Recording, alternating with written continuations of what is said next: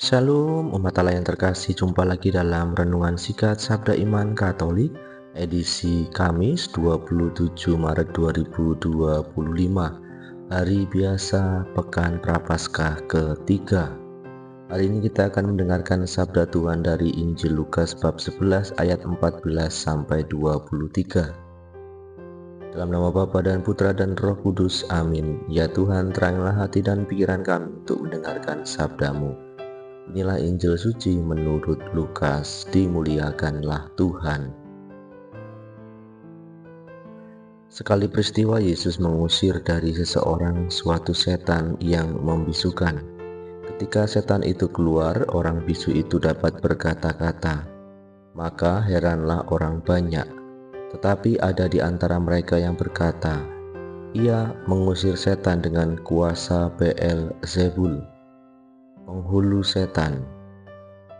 Ada pula yang meminta suatu tanda dari surga kepada Yesus untuk mencobai Dia. Tetapi Yesus mengetahui pikiran mereka lalu berkata, "Setiap kerajaan yang terpecah-pecah pasti binasa, dan setiap rumah tangga yang terpecah-pecah pasti runtuh. Jikalau iblis itu terbagi-bagi dan melawan dirinya sendiri, bagaimanakah kerajaannya dapat bertahan? Sebab kamu berkata bahwa aku mengusir setan dengan kuasa Beelzebul. Jadi jika aku mengusir setan dengan kuasa Beelzebul, dengan kuasa apakah pengikut-pengikutmu mengusirnya? Nah, merekalah yang akan menjadi hakimmu. Tetapi jika aku mengusir setan dengan kuasa Allah, maka sesungguhnya kerajaan Allah sudah datang kepadamu. Apabila seorang yang kuat dan bersenjata lengkap menjaga rumahnya sendiri, maka amanlah segala miliknya.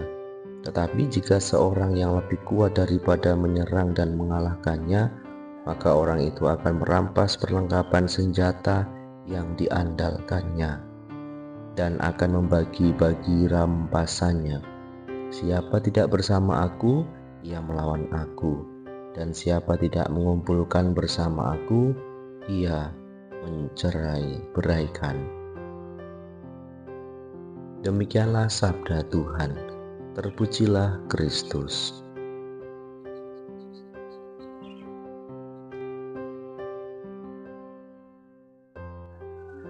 Umat Allah yang terkasih, selamat pagi dan berkah dalem.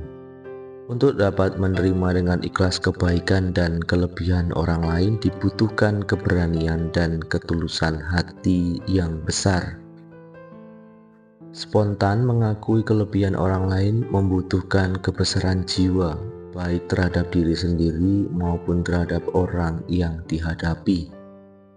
Sifat dan kualitas yang demikian sering tidak kita miliki karena kita tidak mau dan tidak mampu berbuat hal yang baik, apalagi lebih baik, kepada orang yang kita temui atau dengan siapa kita hidup bersama.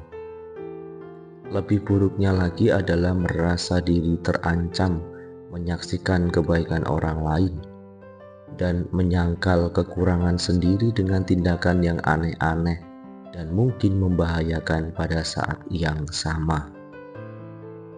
Mengakui kebaikan orang lain, mencari jalan dan upaya meningkatkan kebaikan akan menenangkan batin. Orang harus mengubah persepsi tentang dirinya sendiri dan memeriksa kebenaran tentang diri sendiri dan tidak bersikeras hidup dalam bayang-bayang dan kepalsuan. Maka mari umat Allah yang terkasih dalam Kristus, beranikah kita untuk menjadi lebih baik bila menerima perlakuan buruk, dan mari kita juga membalas hal-hal yang negatif dengan hal-hal yang positif. Semoga kita dimampukan. Kemuliaan kepada Bapa dan Putra dan Roh Kudus, seperti pada permulaan, sekarang, selalu, dan sepanjang segala abad. Amin.